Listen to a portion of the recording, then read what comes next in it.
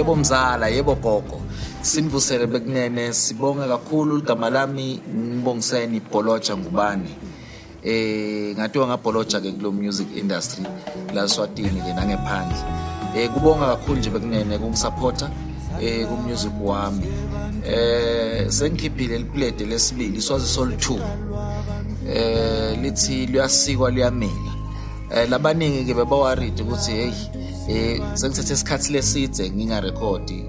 Ndathi vela bekunene ukuthi ngenathi lokusinani nithanza into lemnanzi nalengakajakwa. This is a very good album. Ngiyayi-enjoy kakhulu. Ngiyayilauncha mhla ka-28 November ku Smooth Festival FNB eMbabane. Sihlanganeni khona bekunene. Ngiyabonga kakhulu isupport yenu. uNkulunkulu anibusise nonke. Yebo mzala, yebo gogo.